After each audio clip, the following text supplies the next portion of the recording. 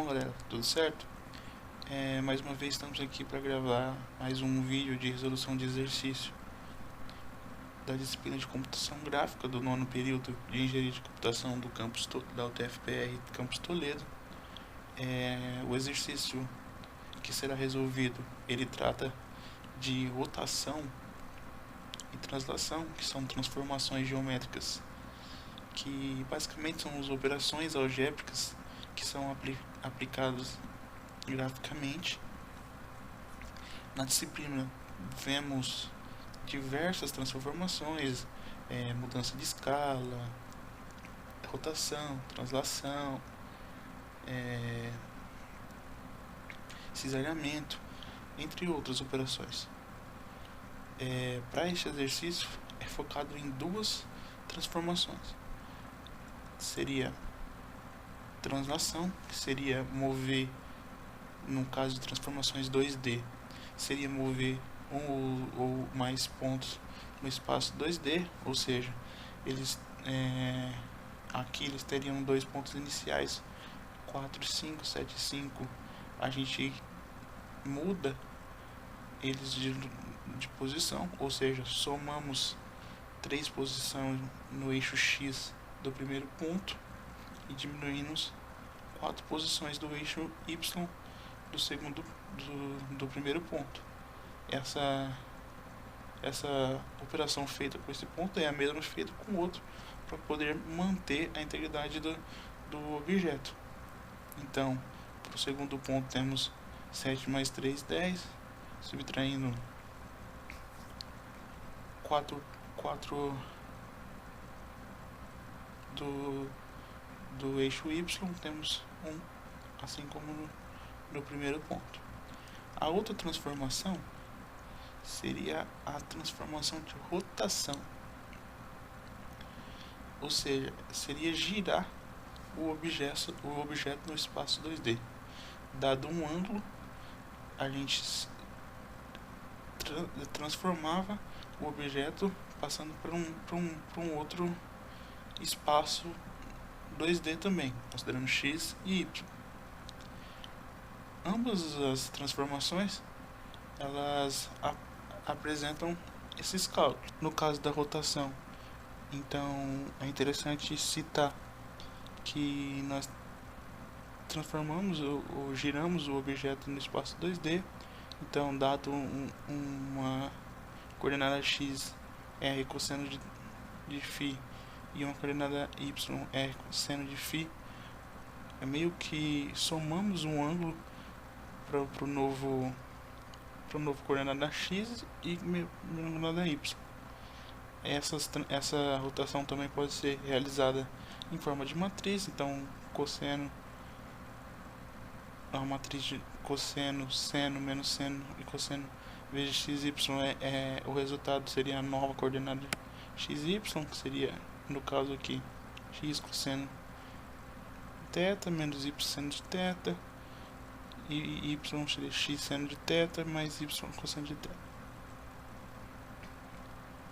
Aqui ele resolve a transformação usando identidades trigonométricas e tudo mais. No caso da translação é mais simples, né? Seria só somar ou subtrair uma distância de cada ponto. Bom, vamos pro exercício então, dada essa introdução bem básica na teoria.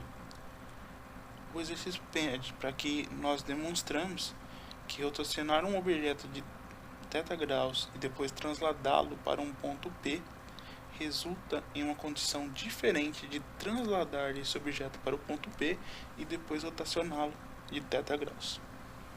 Ou seja, ele quer que a gente demonstre que a ordem das operações realizadas afeta no resultado final. Isso quer dizer o seguinte, que se realizarmos a transformação de rotação e depois a transformação de translação do objeto, é diferente de realizarmos a operação de translação inicialmente e depois rotacionar. para isso, usando somente as mesmas formas de rotação e de translação passada no slide, simulamos os dois casos, fazendo a rotação inicialmente, depois a translação e comparando os dois resultados finais para ver se realmente são diferentes. Então, dado um x e um yr cosseno de φ, yr seno de φ, realizamos a rotação de θ graus nele. Então, x' é r cosseno de φ mais θ, e o y é r seno de φ mais θ.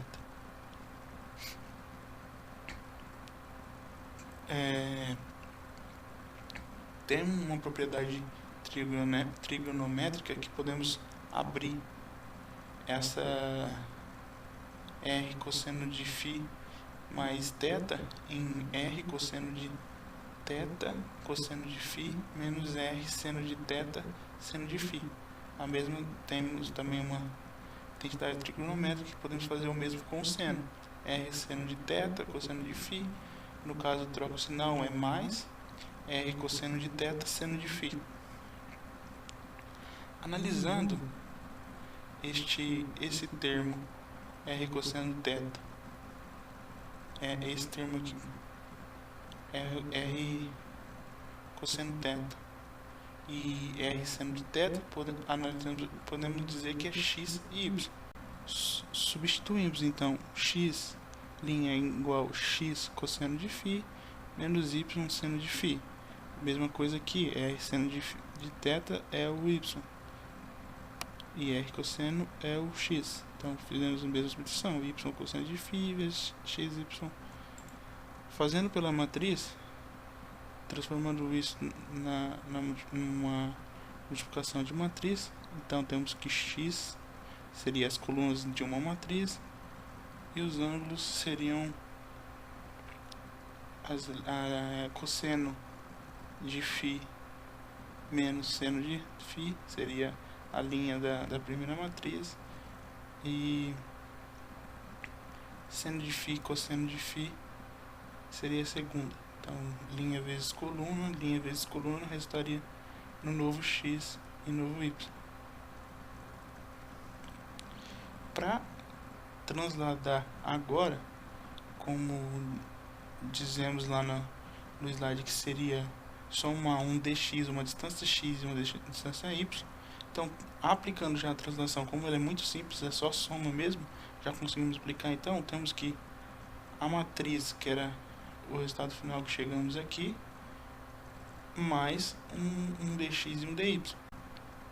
Bom, daí temos o resultado final, fazendo primeiro a rotação, tendo esse resultado, e depois fazendo a translação.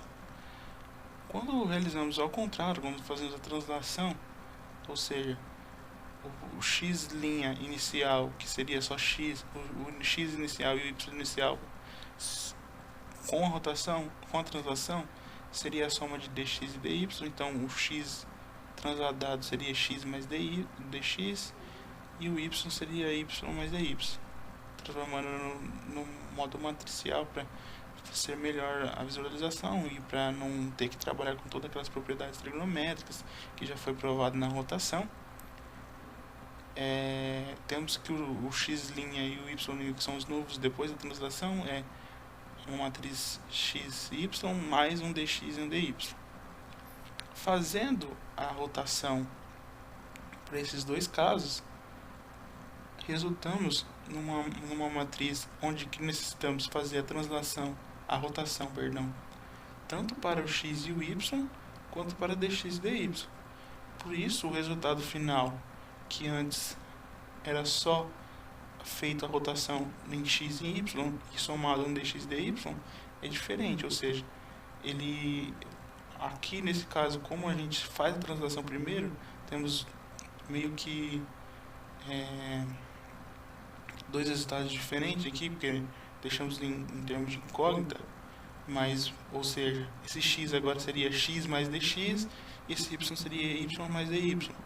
deixando ainda incógnitas aqui, em variáveis, a gente calcula que após a rotação, o x e o y vai sofrer o efeito da rotação e o dx e dy vai sofrer o efeito da rotação, tendo esse resultado final. Comparando com o resultado que obtivemos fazendo rotação e translação, podemos ver que é diferente, ou seja, num a rotação só está em x e y, no outro a rotação está tanto em x e y quanto em dx e dy. Bom, com isso conseguimos provar que a ordem das operações sim altera o resultado final, porque chegamos em dois resultados diferentes fazendo as mesmas transformações, mas em ordem diferente. Bom, galera, eu agradeço a atenção de todos. Até uma próxima.